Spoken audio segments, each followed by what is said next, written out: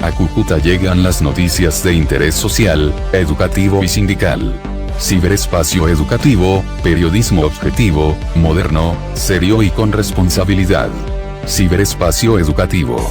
Con todas las noticias de actualidad en Cúcuta, norte de Santander y la zona de frontera. Director y presentador Hugo Cárdenas Vega. Un saludo especial a todos los cibernautas, a las personas que ya conocieron de alguna manera el inicio de este programa virtual que pretende copar un espacio informativo alternativo con temas diferentes de la educación, la salud, de las necesidades de los barrios. Vamos a tratar de articularlo con las diferentes regiones de norte de Santander y de Colombia incluso, con algunas entrevistas importantes a quienes hacen la noticia, quienes son los protagonistas de la noticia. Por eso los saludamos, esperamos que podamos cumplir los días miércoles a las 6 de la tarde, de 6 a 7, para que estén actualizándose permanentemente de todos estos temas que son interesantes, que son la condensación de lo que ha transcurrido esta semana y sobre todo en el ambiente que estamos viviendo de cambio de gobierno. La gente quiere escuchar algunos temas que son relevantes en la comunicación y por eso hoy los invitamos a estar muy atentos a los mensajes que estamos transmitiendo porque condensan, repito, lo más especial que podemos tener durante el transcurso de la semana y que han sido un motivo de discusiones, de interpretaciones y también de esperanza para el pueblo colombiano. Bienvenidos entonces al ciberespacio educativo. Ciberespacio educativo. Actualidad educativa.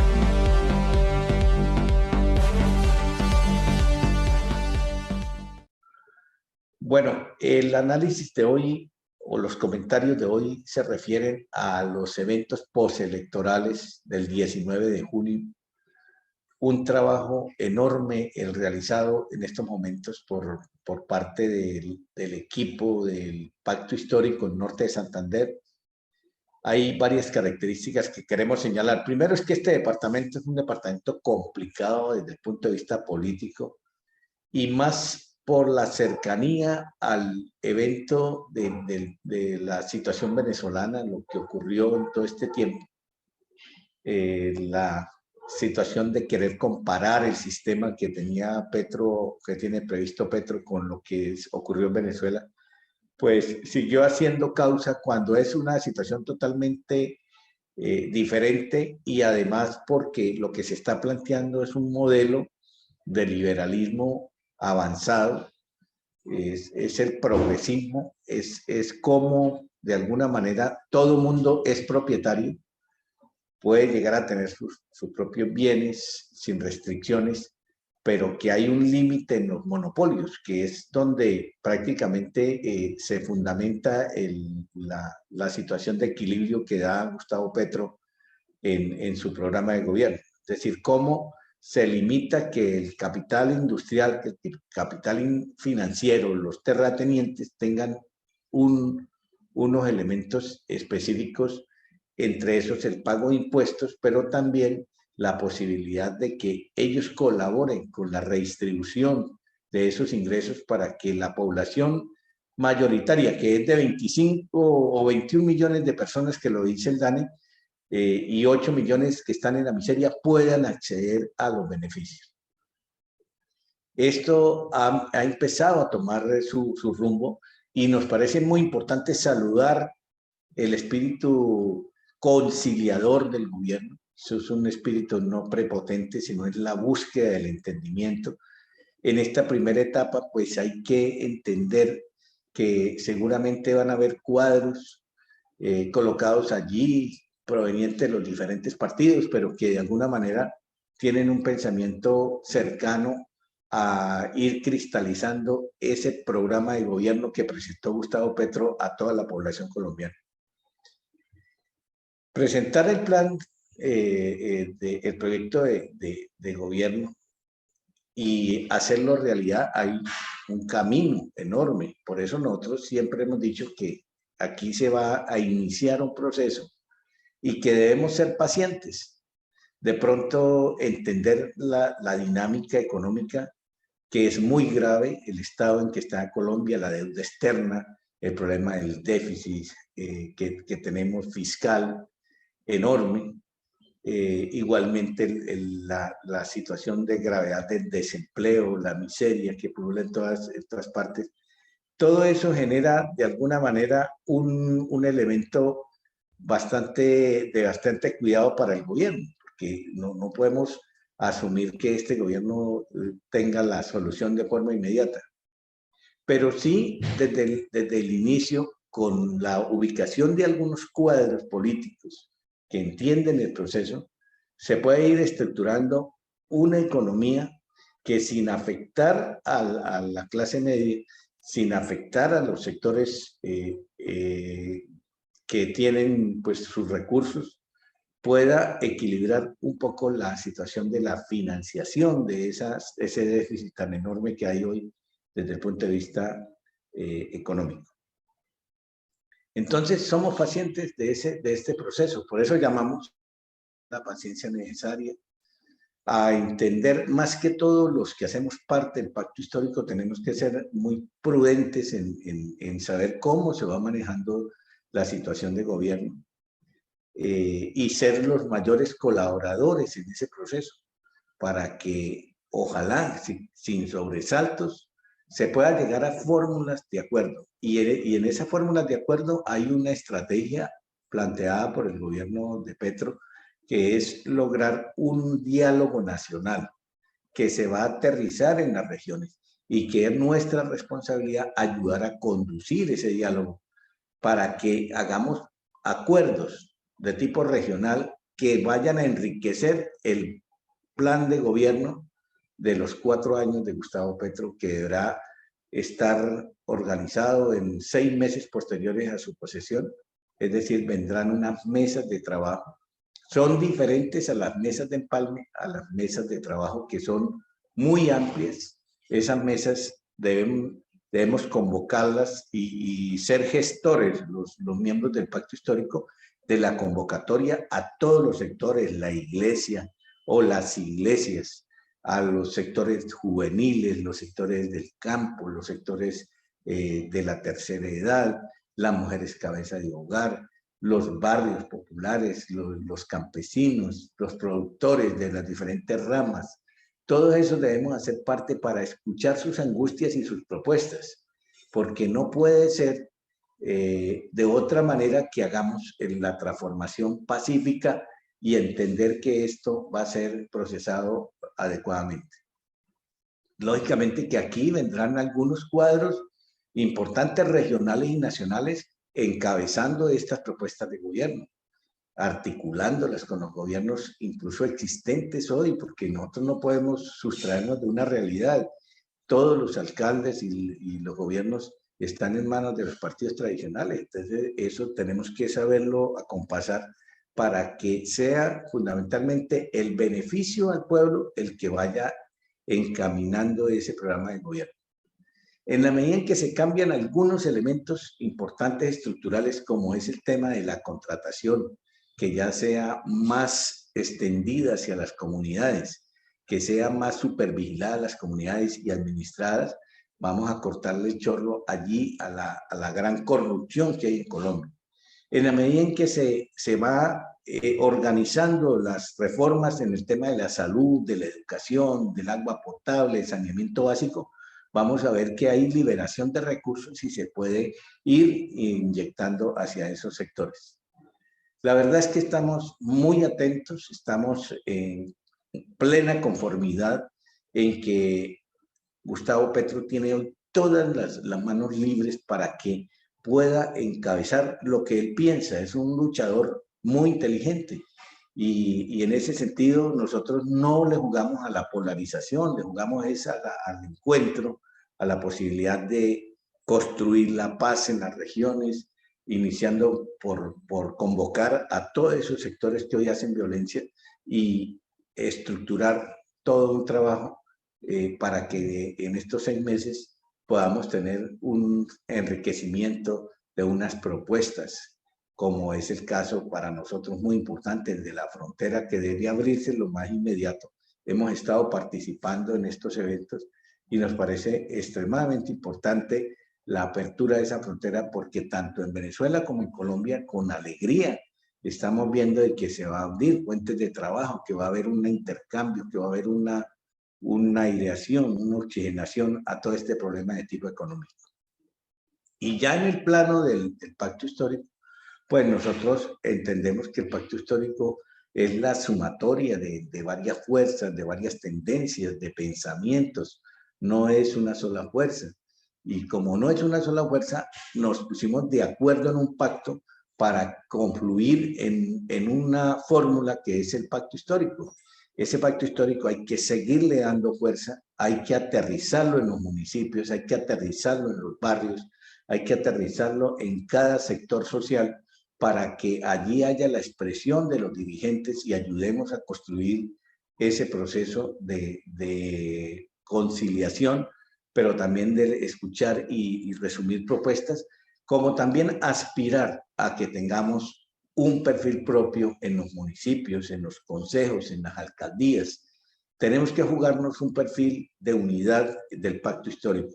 Haríamos mal nosotros si no hacemos el esfuerzo de tener ese perfil, porque no vamos a seguir haciendo lo mismo.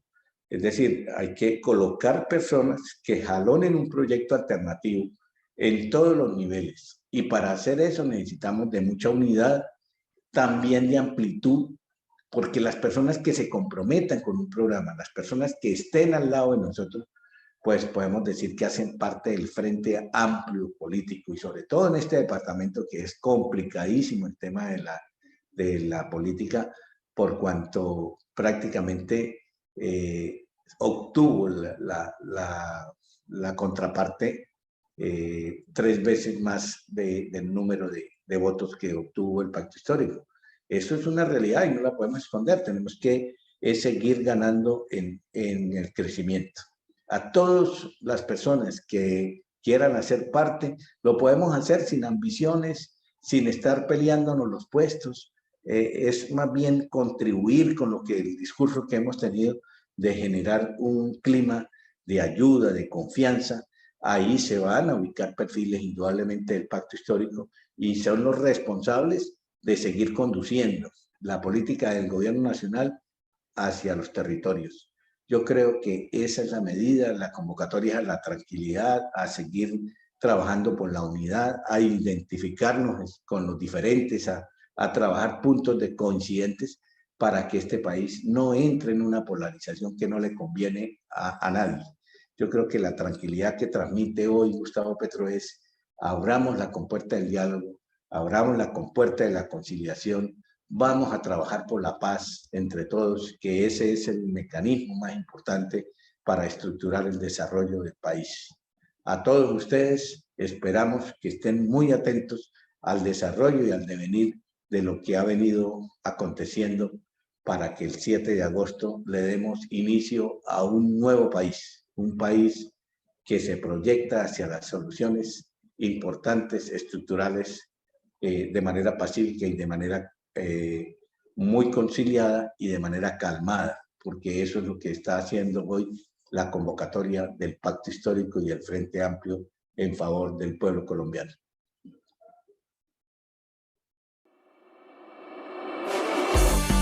Ciberespacio Educativo. Actualidad educativa.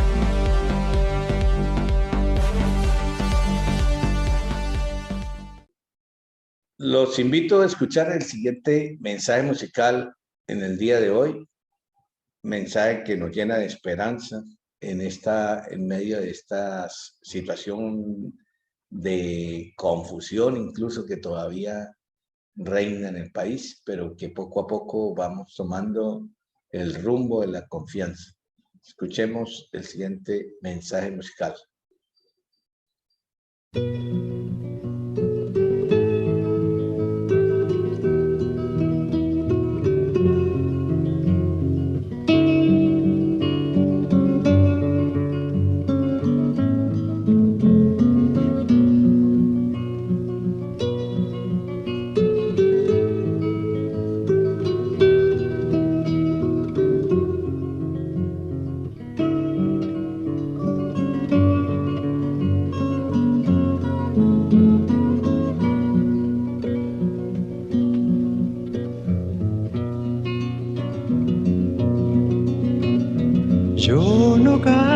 por cantar,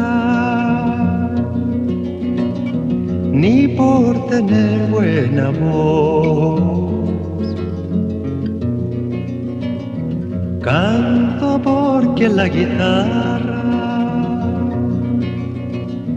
tiene sentido y razón. Tiene corazón de tierra y alas de palomita. Es como el agua bendita, santigua glorias y penas. Aquí se encajó mi canto, como dijera Violeta.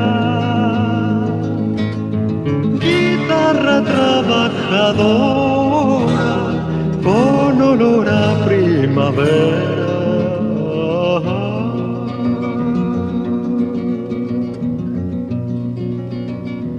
Que no es guitarra de ricos, ni cosa que se parezca. Mi canto es de los andamios para alcanzar las estrellas. Que el canto tiene sentido cuando palpiten las venas del que morirá cantando las verdades verdaderas, no las lisonjas fugaces ni las famas extranjeras, sino el canto de una lonja hasta el fondo de la tierra.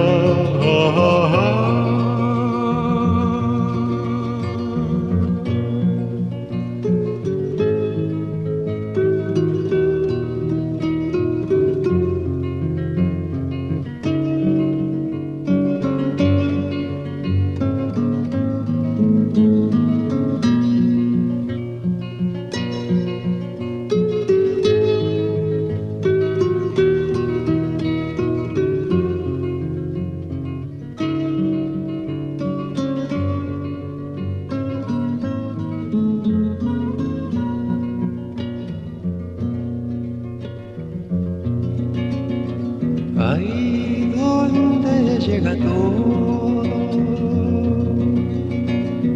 y donde todo comienza,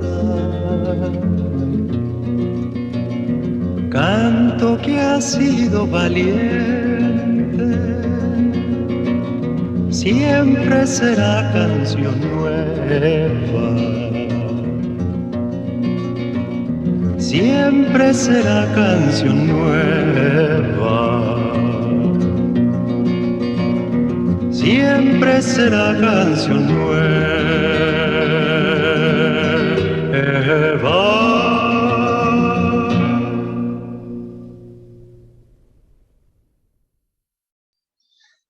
Bueno, al iniciar la campaña se pudo ver cómo el candidato presidencial de entonces, el compañero Gustavo Petro, iba por las regiones con unos mensajes que los vamos a seguir teniendo en cuenta porque hacen parte de esa perspectiva, de esa posibilidad de transformar poco a poco la vida de este país. Y esa presencia de Gustavo Petro en cada región, pues nos fue dando confianza, nos fue dando autoridad a quienes estábamos haciendo la campaña, y nos generó un espacio absolutamente importante para que tengamos en cuenta. Escuchemos lo que nos decía Gustavo Petro ya al final de la campaña y que fue muy acertado desde el punto de vista del saludo al norte de Santander. Aquí está la voz del presidente de la República actual. Un saludo al pueblo del norte de Santander, específicamente al Catatumbo, en donde hemos ganado, pero también a Cúcuta, a sus ciudades.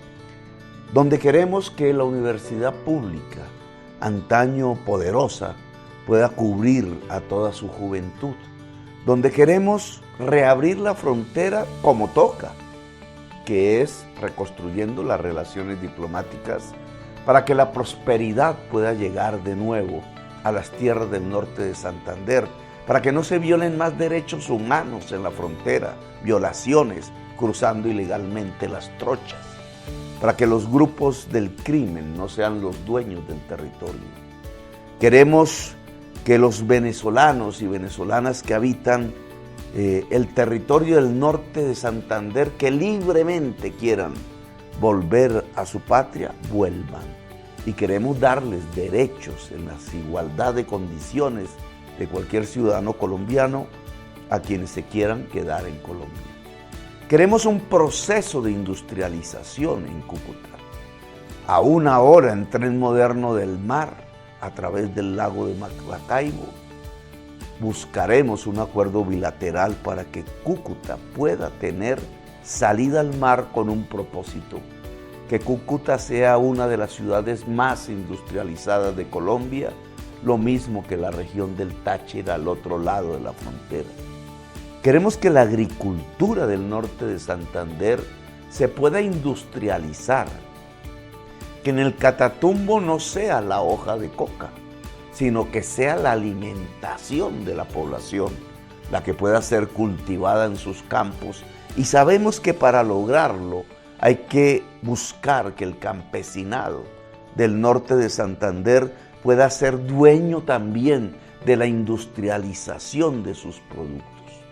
A la industria de la minería del carbón les propongo una reconversión si empieza a disminuir, sobre todo en el carbón que no es coque, las exportaciones o las compras del carbón por decisiones de la ciencia y de la humanidad.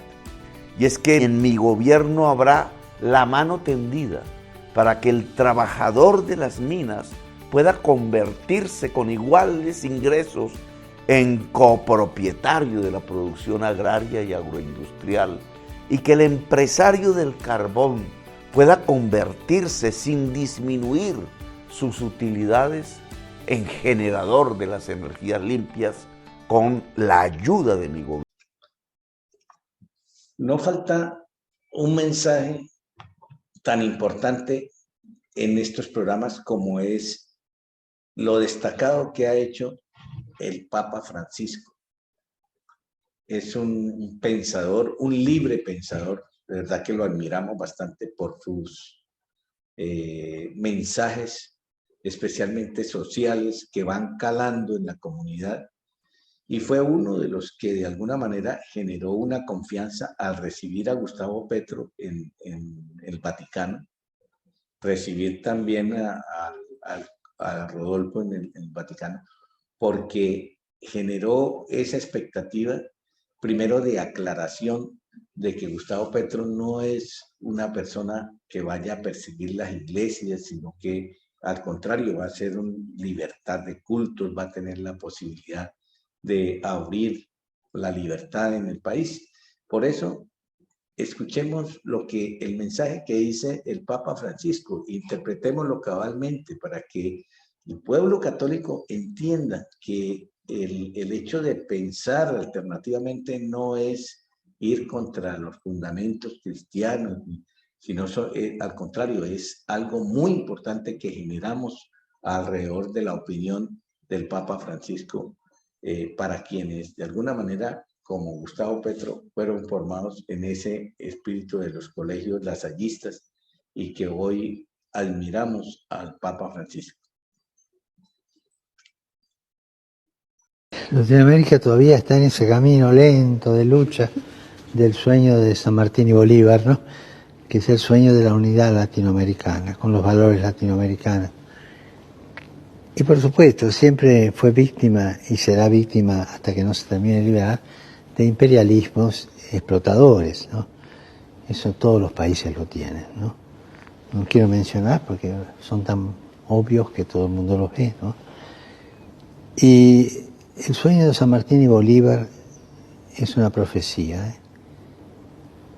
ese encuentro de todo el pueblo latinoamericano, más allá de la ideología, con la soberanía de los pueblos, ¿no? Y esto es lo que hay que trabajar para lograr la unidad latinoamericana en este sentido, donde cada pueblo se sienta sí mismo con identidad y a la vez necesitado de la identidad del otro, ¿no? Y no es fácil. Una de las discusiones más profundas que ha habido en los últimos tiempos es el problema de la explotación del petróleo. Eso de alguna manera pues creó algunas dificultades interpretativas, pero nosotros entendemos que esto es un proceso dialogado, un proceso de acuerdo a las condiciones en que va a haber un tránsito poco a poco a energías limpias. No es posible acabar la explotación del petróleo de forma de facto, porque eso traería la quiebra del país y muchas cosas. Pero sí es importante generar poco a poco el camino de la sustitución a energías limpias. Menos carbón, menos petróleo, para que poco a poco se vaya enrumbando el país, tal como lo están haciendo los europeos, pero esto es un proceso bastante largo. Pero las cosas que sí se pueden hacer es detener la explotación del petróleo a través de fracking, porque está demostrado que esa forma de extracción del gas prácticamente y el petróleo genera un efecto a la naturaleza. Y uno de los puntos principales de Gustavo Petro es el tema del medio ambiente. Por eso el nombramiento de Susana Muhammad genera confianza en el pacto histórico, porque es una persona que ya se conoce en las políticas que venía generando en el Consejo de Bogotá y que hoy la elevan a ser la ministra del Ambiente. Gran responsabilidad pues tiene Susana Muhammad, porque además del problema de las plantaciones, de volver nuevamente el ambiente al campo, a las ciudades, el control de la polución que hay en las grandes ciudades y todo esto, pues le va a generar un trabajo enorme a este ministerio. Pero confiamos que esa posición de Susana Muhammad pues logre llegar a lo profundo, que es sin entrar en grandes disquisiciones e imposiciones, pues entremos en la cultura del ambiente. En este video ella expresa claramente cuáles son sus líneas frente a esta explotación del petróleo, que nos parece indispensable en el programa de gobierno de Gustavo Petro. Y el presidente electo Gustavo Petro también designó a Susana Muhammad como la próxima ministra de Ambiente. Con ella a esta hora está Angie Camacho. Angie, adelante. Buenas tardes, compañeros. Así es, justamente los saludo desde el Ministerio del Medio Ambiente con la nueva designada ministra del Medio Ambiente, Susana Muhammad. Susana, ministra, buenas tardes. Gracias por atendernos. Quiero preguntarle, horas después de que se conozca esta designación, ¿cuál es el punto más importante, el primer punto en su agenda medioambiental para Colombia? Bueno, esto es una agenda que está en el centro del programa Colombia, Potencia Mundial de la Vida. Y para cumplir nuestros compromisos de cambio climático, un tema central es la deforestación, frenar esa deforestación, y por el otro lado los procesos de restauración ecológica en cuencas, pero también en las zonas de protección ambiental. Aspectos polémicos como por ejemplo el fracking, ¿qué va a pasar? Queremos prohibir el fracking en el Congreso de la República y detener las licencias de los pilotos de fracking, que va a ser una de las primeras acciones que realizaremos como gobierno entrante. Licencias ambientales, explotación minera, ¿cómo se va a sortear? Creo que un primer tema es nombrar una comisión de alto nivel jurídica y técnica que vaya a revisar el estado de las licencias ambientales de megaproyectos. Hay que lograr un cumplimiento claro y bien transparente de las licencias, y creo que eso todavía nos ha faltado como Estado.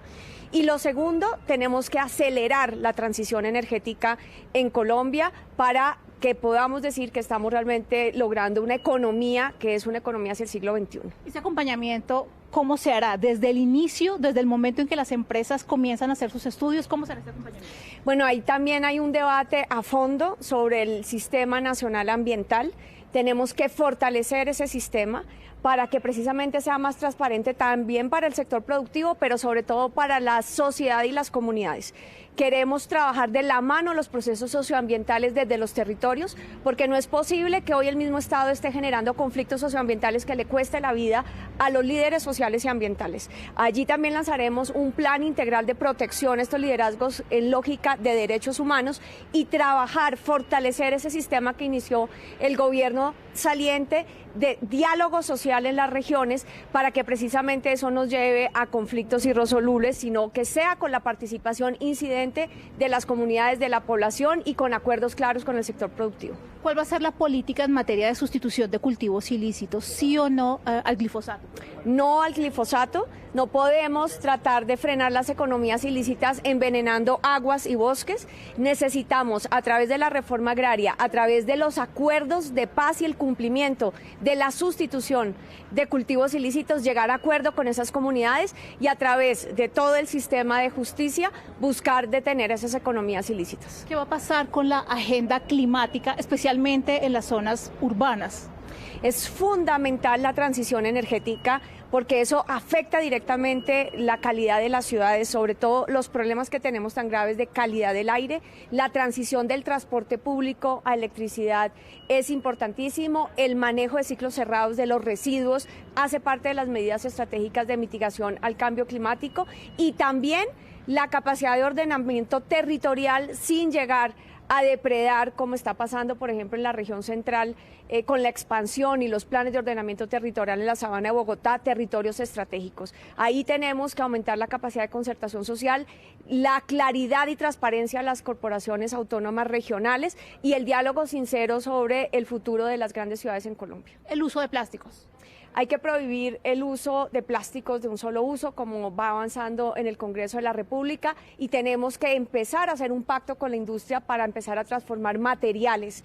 No necesariamente el plástico va a desaparecer de un día para otro, ciclos cerrados, pero también una gran agenda productiva de sustitución de materiales por materiales que sean biodegradables. ¿Qué va a pasar con la consulta previa, el papel de los líderes sociales en el marco de esos megaproyectos? En este gobierno la consulta previa se respeta, en este gobierno las consultas populares se respetan y en este gobierno se trabaja con las comunidades y los territorios respetando la autonomía territorial que es un principio constitucional de las vocaciones productivas de los territorios y no se imponen proyectos sino que se trabajan, se concertan y si en un momento dado las comunidades no es el futuro que quieren, un megaproyecto que destruye sus territorios, pues simplemente no se hace. Y para terminar, quiero preguntarle, porque hasta hoy usted continúa siendo concejal de Bogotá, renuncia a la curul, ¿cuál es un poco el trámite para llegar al ministerio? Sí, cuando regresemos del receso tengo que poner mi renuncia al Consejo de Bogotá, someterlo a la plenaria del Consejo y afortunadamente como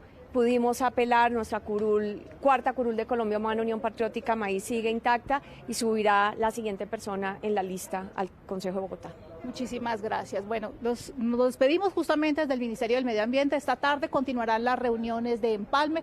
Recordemos que Susana Mohamed también fue secretaria de Medio Ambiente en el gobierno del exalcalde Gustavo Petro cuando fue mandatario de la ciudad. Continúen ustedes en esto. Bueno, también uno de los temas de mucha discusión en el país, bueno, se van a acabar las EPS. ¿Cómo va a ser el sistema de salud? ¿Vamos a volver a lo público? ¿Vamos a fortalecer las IPS? Bueno, eso era tema de un diálogo entre todos los actores, porque de alguna manera en las EPS hay mucha gente laborando también, pero el principio fundamental es que se va a acabar la intermediación. La gente que está en la EPS bien puede fortalecer las IPS. Para eso, pues el Estado no tiene la infraestructura para fortalecer hoy, digamos, con toda la fuerza que se requiere los hospitales públicos. Será un proceso de inversión, será un proceso de adecuación. Y una de las personas que tuvo más controversia con el gobierno de Duque frente al tema del manejo de la pandemia, frente al tema de la salud, pues fue Carolina Corcho, que es la vicepresidenta de la Federación Médica Colombiana, una mujer de mucho valor, que tiene muy claro el tema, pero que seguramente le va a tocar hacer mucho diálogo para que se pueda enrutar la prestación del servicio de salud como lo hizo Petro en Bogotá, una salud preventiva, una salud donde se va a dignificar el papel de los profesionales de la salud, una salud que va a ir a las casas, que va a ir a los barrios, que se va a centrar en la prevención de la enfermedad y menos en la situación de la atención, porque está claro de que si se previene la enfermedad es menos el costo que el tratamiento.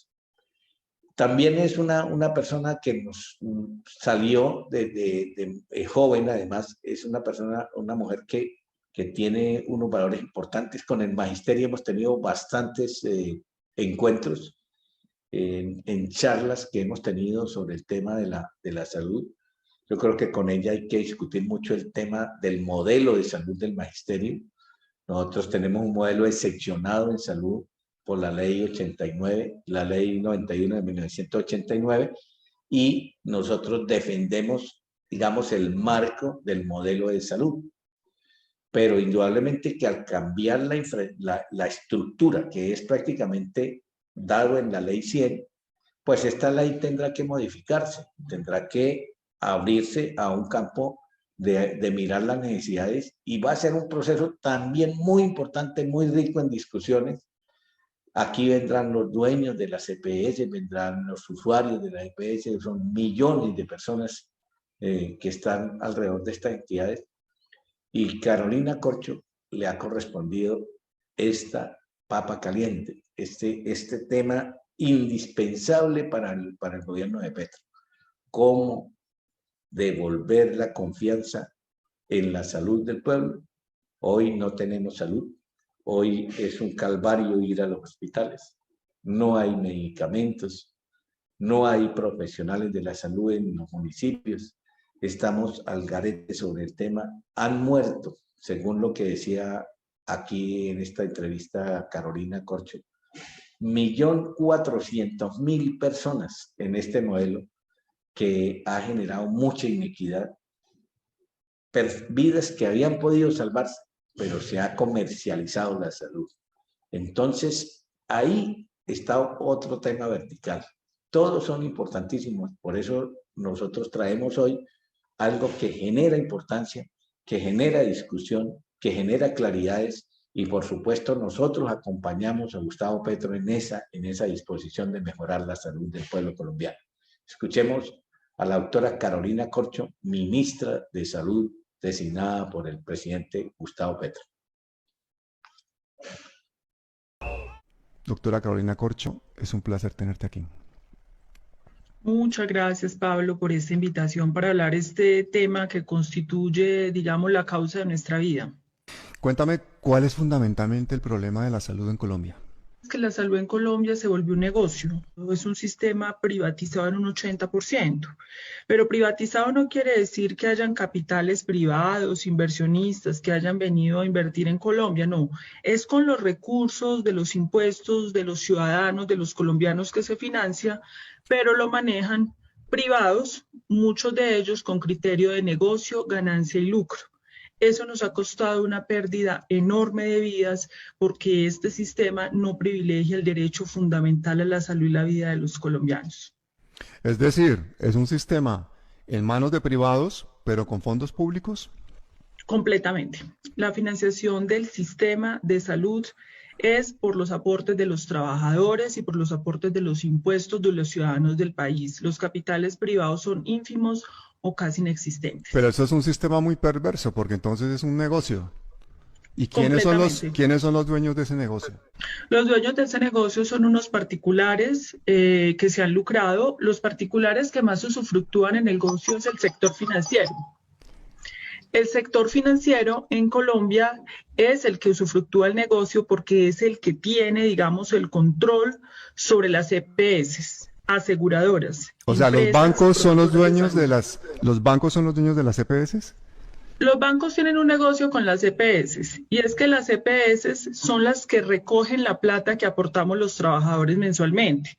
Cada trabajador paga los impuestos y los recaudan las EPS y ponen esa plata en los bancos. Los rendimientos financieros corresponden también a ellos y obviamente ahí hay todo tipo de negociaciones porque es demasiada plata anual. El problema es quién maneja las platas de las EPS que aportamos los colombianos, los bancos. Los bancos. Los bancos manejan la plata. Perfecto. Exactamente. ¿Y desde cuándo tenemos este sistema de salud así privatizado y en plan negocio? Ese sistema de salud empezó con la Ley 100 de 1993, cuyo ponente fue el entonces senador Álvaro Uribe Vélez, y a partir de ese momento empezó lo que nosotros llamamos una privatización a la fuerza. Porque en ese momento el sector privado en Colombia, el sector empresarial no estaba interesado en asumir esto, entonces lo que dijo el gobierno en ese momento era que ellos ponían la plata, pero que los particulares mantuvieran el negocio y lo administraran. ¿Y por qué se tomó esa decisión? ¿Por qué aparece esa ley? ¿A qué se debe eso? Esa es una ley que está inspirada en ese momento, sobre todo por el interés de ciertos sectores que sí tenían intereses, pero en los fondos privados de pensiones. O sea, el interés de los sectores empresariales en Colombia no era sobre la salud, era sobre las pensiones, porque la Ley 100 no es solamente una ley de salud, es una ley de riesgos profesionales, pensiones y salud. El interés era los fondos privados de pensiones, como lo hizo Pinochet en Chile, pero finalmente terminaron forzando que se privatizara la salud, aún en contra del propio sector privado. Concretamente, ¿a qué intereses financieros representaba Álvaro Uribe cuando hizo esta ley 100 o presentó esta ley 100? En el momento en que él hizo la ley 100, los intereses, como te digo, eran de los fondos privados de pensiones, donde está el sector financiero, donde está el Grupo Aval y donde está el Grupo Empresarial Antioqueño, efectivamente. Pero en ese momento el sector financiero no veía interés en la salud. El interés en la salud la vieron después cuando se dieron cuenta que las EPS eran un vehículo para capturar los recursos y los aportes de los colombianos, que son billonarios. O sea, Uribe, cabeza de lanza, presenta la ley 100 para que básicamente el Grupo Aval y el Grupo Empresarial Antioqueño se queden con las pensiones y ya de paso se quedaron con la sanidad de los colombianos.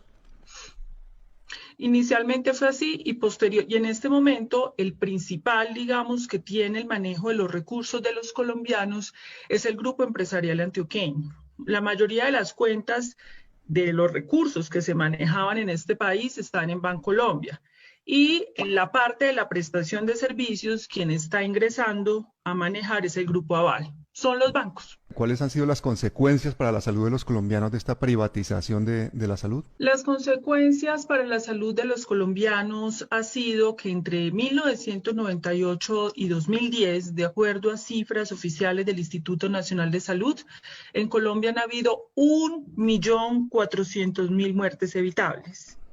Esto es la mortandad más grande de la historia de este país. Es decir, muertes que se hubieran podido evitar con una gestión de determinantes de la salud y de la salud en el país. Perdona, Carolina, eso que estás contándome es gravísimo. 1,5 millones de muertes, o sea, 3 conflictos directamente, o sea, 3 veces más de lo que hemos tenido por el conflicto y por la violencia en Colombia. Completamente cierto. Estas son cifras que ustedes pueden verificar en las páginas oficiales del Instituto Nacional de Salud de Mortalidad Evitable. Bueno, me estás dejando absolutamente de piedra. Cuéntame una cosa, porque también ha habido muchísimos casos de corrupción con el tema de las EPS y con el tema de la pérdida de dineros y con el tema de que posiblemente también se lava dinero del narcotráfico a través de las EPS. Cuéntame un poquito de eso. Nosotros ya hay un caso comprobado en Colombia. En Colombia hasta hace 4 años habían 72 EPS. En este momento hay 48.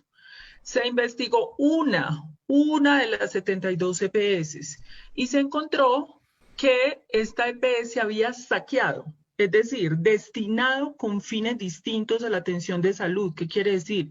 Pago de trabajadores, medicamentos, camas, hospitalizaciones, 1.5 billones. Pablo, ayúdame a hacer esa conversión en dólares y en euros. 1.5 billones, solo una EPS investigada y en un solo periodo.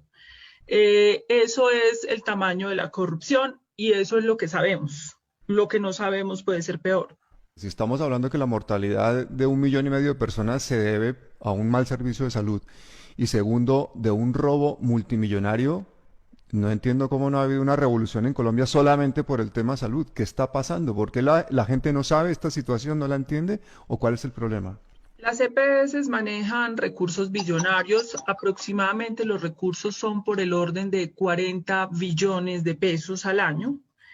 Estos recursos de 40 billones de pesos, ellas extraen plata para la pauta, para poder manejar, digamos, todo el control, para controlar el Congreso de la República. Se ha comprobado que pagan congresistas para que aprueben los proyectos de ley que requieren para que se mantengan y evidentemente pauta publicitaria para mantener persuadiva a la ciudadanía colombiana de que ellos no son el problema. O sea, las EPS hacen cabildeo, es decir, lobby a los congresistas y aparte de eso pagan publicidad para mantener al pueblo colombiano, digamos, anestesiado y a sus gobernantes en nómina, ¿no? Completamente, está completamente demostrado, controlan a los ministros de salud, a los superintendentes de salud. La superintendencia es quien debe controlar las EPS, pero eso es una puerta giratoria. Entran en la superintendencia, salen a trabajar a las EPS y entran en la superintendencia. Así se la pasa. Las puertas giratorias. Y yo creo que ahora con la pandemia, pues como que se le han visto todas las costuras al sistema de salud colombiano y hemos visto toda clase de medidas absurdas. Cuéntame cuál ha sido el manejo de la pandemia en Colombia. No, el manejo de la pandemia en Colombia ha sido un desastre, así como en el mundo. Yo creo que la clase política global y la clase política colombiana, inclusive la alternativa, está completamente interpelada, quedó al desnudo frente a esta pandemia. Colombia tiene de los peores indicadores de mortalidad por 100.000 habitantes, solo lo supera Argentina. Es decir, desde el punto de vista de indicadores objetivos, aún con el subregistro en Colombia, Colombia está dentro de los 10 peores países del mundo. Vale. En mortalidad, en contagios, en nuevos contagios, aún cuando hay un subregistro. Objetivamente es indefendible. Bueno, el tema de las pensiones también es un tema álgido, es un tema que debemos trabajarlo con toda la paciencia, la responsabilidad, pero hoy traemos esa colación, una decisión de la Corte Constitucional de declarar inexequible el decreto por el cual se generaba, digamos, un paso de responsabilidad del Estado frente al tema del riesgo que asumía Colpensiones. Esa sentencia de la Corte Constitucional genera también algo muy importante, es darle una visualización exacta del efecto que tiene el problema del Estado en las pensiones y cómo prácticamente se le iba a cargar una cantidad de responsabilidades al Estado, asumiendo las responsabilidades que debe asumir el sector privado, que tiene la responsabilidad porque es el que capta hoy los recursos y el que los dispone en los bancos para generar el tema de los recursos de las pensiones. Pero escuchemos este contenido de esta sentencia que nos parece también fundamental para ir embragando lo que va a ser la discusión del tema de las pensiones en Colombia. Recordemos que Gustavo Petro no ha dicho que se va a acabar el régimen privado de pensiones, sino que se va a fortalecer el régimen público, que se va a buscar que la rentabilidad de las pensiones sirvan para poder llevarle a los viejitos, a la tercera edad, que están desamparados hoy, por lo menos medio salario mínimo. Esta es una de las reivindicaciones más importantes y que seguro va a marcar la columna vertebral para la parte social al llegar a cumplirse este programa, esta decisión del gobierno de ir otorgando ese subsidio. No va a ser fácil porque el Estado está en una situación económica muy, muy difícil. Tiene que haber mayor productividad, tiene que liberarse recursos y por supuesto esta rentabilidad que hoy la ganan los empresarios del comercio y lo ganan los bancarios, el sector bancario. Entonces esa rentabilidad es liberar unos recursos para beneficio de los viejitos, y seguramente que ellos al ver esta situación van a cambiar de óptica, porque muchos realmente votaron en contra de esto por confusión. Había mucha confusión del problema de las pensiones por una posición que fue hábilmente manejada por los contrarios y que decían que se iba a acabar las pensiones, que iban a gravar todas las pensiones. Situación que eso nunca se ha dicho y que es importante que lo aclaremos aquí en este video. Corte Constitucional tumba negocio de Sarmiento Angulo y Duque. El decreto legislativo 558 del 15 de abril de 2020, que pretendía que Colpensiones asumiera el riesgo fiscal y pagara las pérdidas de los fondos privados, fue tumbado por la Corte Constitucional. La Corte declaró inconstitucional el decreto legislativo sobre medidas para disminuir temporalmente la cotización del sistema de seguridad social y pensiones bajo la modalidad de retiro programado. Los 5 primeros artículos se declararon inexequibles, 6 votos contra 3, y los 9 artículos finales también inexequibles, 7 votos contra 2. Expertos habían afirmado que Colpensiones podría llegar a la quiebra gracias a este decreto, que beneficiaba principalmente al dueño de las pensiones en Colombia, Luis Carlos Sarmiento Angulo. En el capítulo 2 del artículo 6 del decreto 558 se encontraba la trampa, excusada en la emergencia sanitaria que atravesaba el país. La pensión de retiro programado le traería un hueco fiscal a Colpensiones, mientras que las administradoras de fondos de pensiones estarían ganando a través del traslado de 20.000 pensionados al fondo público. Bueno, y nuestra colaboradora Samantha Vargas, que va a estar colaborándonos aquí, que va a estar trabajando con nosotros siempre en la parte social. Es una persona destacada, la persona que nos dijo, voy a estar con Gustavo Petro, está muy contenta de estar con Gustavo Petro en la presidencia, y nos trae siempre un mensaje social. Analicemos este mensaje que hoy nos trae Samantha Vargas, que es la señora norte de Santander. Hay un reinado que es para las señoras, y Samantha es la reina señora del norte de Santander. Escuchémosla, cómo ella nos trae este mensaje.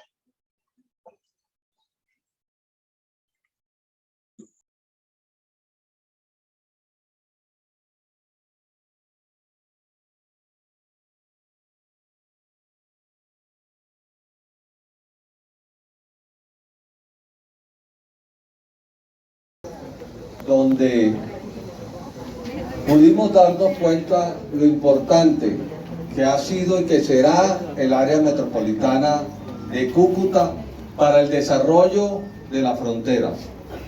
Tenemos claro que hay un sinnúmero de proyectos que traerán desarrollo, pero también tenemos claro que es necesario que unamos a esta gran área metropolitana a los municipios fronterizos, como San Cristóbal, Ureña, San Antonio, La Pría y otros municipios, anexarlos para que hagan parte activa del desarrollo de la frontera. La frontera no se desarrollará si no nos unimos como hermanos y como comerciantes, que sabemos que es necesario poder traer vías de progreso, educación, centros comerciales y un desarrollo integral en lo social y en la salud. El señor presidente, director del área metropolitana de Cúcuta, puso sobre la mesa unos proyectos que no solamente desarrollarán los municipios del área metropolitana que hoy la conforman, sino los municipios del área metropolitana de Venezuela que harán parte de este proceso. Anexar esos municipios significa que nos toca entrar en conversaciones locales con los señores alcaldes de cada municipio, y por eso el señor presidente y alcalde metropolitano, el doctor Yáñez, como alcalde de Cúcuta, quedó encargado de hacer esa reunión próximamente para poder explicarles la visión que tenemos. la visión que tiene el señor presidente de Colombia para poder sacar adelante esta región. Vienen reuniones con empresarios y vienen reuniones con equipos sociales que creen que pueden ser parte integral de este proceso. Los alcaldes mostraron cómo podemos tener un desarrollo agroindustrial en la zona que le llevaré al señor presidente de la República y le entregaré, porque necesitamos que en las mesas queden incluidos esos procesos para poder integrarlos dentro del Plan Nacional de Desarrollo. Esta primera reunión da como resultado una hoja de ruta que seguiremos para poder avanzar en lo que será en la gran apertura de la frontera colombo-venezolana. No se va a abrir una frontera por abrirla, como lo ha dicho el señor presidente de la República, Gustavo Petro. Vamos a abrir una frontera en orden, una frontera con una hoja de ruta trazada para que lo que traiga sea beneficio en general a ambos países y para acabar con esos más de 47 pasos ilegales, como nos mostró el señor director del área metropolitana de Cúcuta, existente, pero traer una infraestructura vial. Nos mostraron los alcaldes la necesidad de un anillo vial que nos permitiría el gran desarrollo a esta área de frontera y al departamento del norte de Santander. El turismo será prioridad, no solamente para este municipio de Villa del Rosario, sino para todos los municipios del norte de Santander.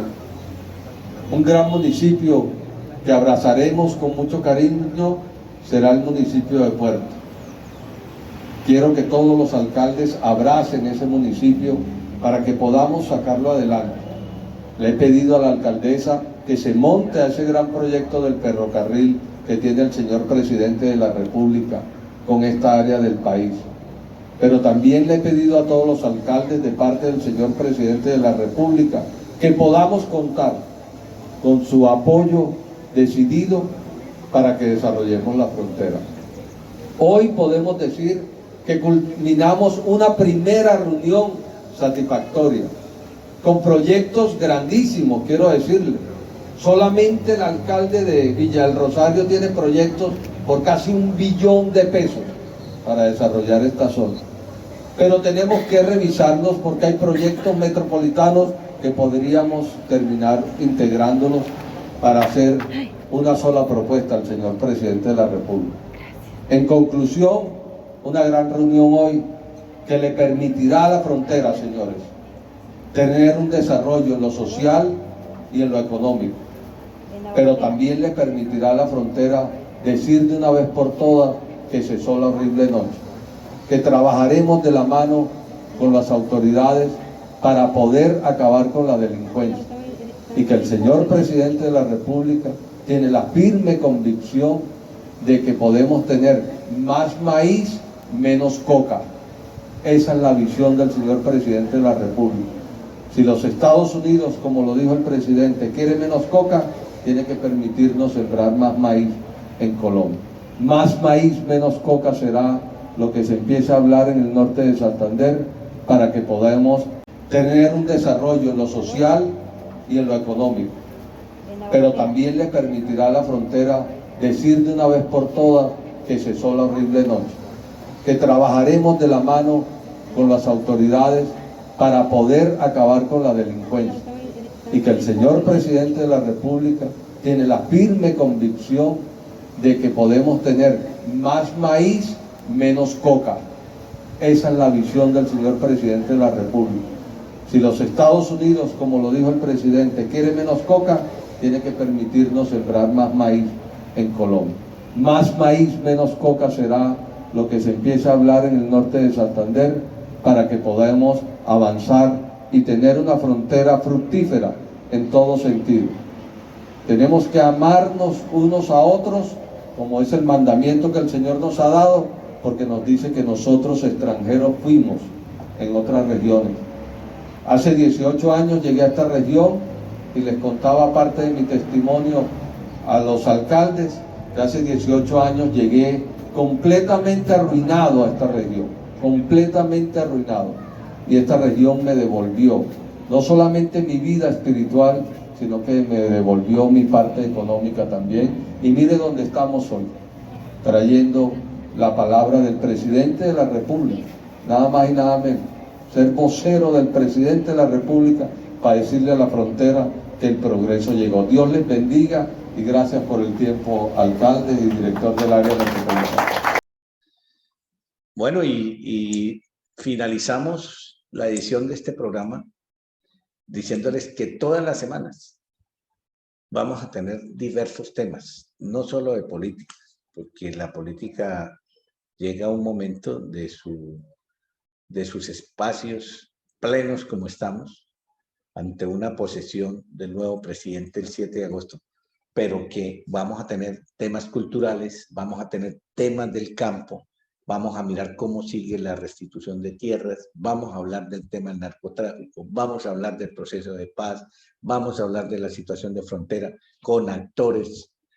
Ojalá que podamos hacerlo aquí en vivo con los actores para que miremos que estos temas van a ser de mucha importancia y que este programa se va a convertir indiscutiblemente en esa necesidad que teníamos de un espacio alternativo.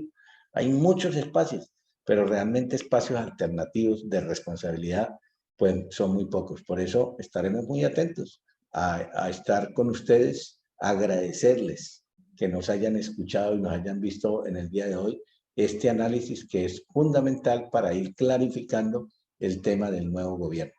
Estamos con el gobierno progresista de Gustavo Petro, estamos ayudando en ese programa, estamos con los pobres de Colombia, estamos con los humildes del país y vamos a generar un proceso de unidad para que el próximo año podamos presentar consejos, podamos presentar alcaldías, podamos presentar asamblea y, por qué no decirlo, alcaldía de Cúcuta y gobernación del norte de Santander. También se pueden presentar candidatos del perfil del pacto histórico porque hay necesidad de cambiar la política en el departamento, hay necesidad de poner un nuevo proyecto que es el proyecto del pacto histórico en favor de toda la región, en favor de todos los municipios para que los recursos lleguen, se administren adecuadamente y podamos vivir en mejor forma, como dijo Francia Márquez, empezar a vivir sabroso. Gracias a ustedes, que Dios los proteja y que Dios me proteja siempre de todo esta mar de trabajo que hacemos en favor de la comunidad. Muy amables a ustedes.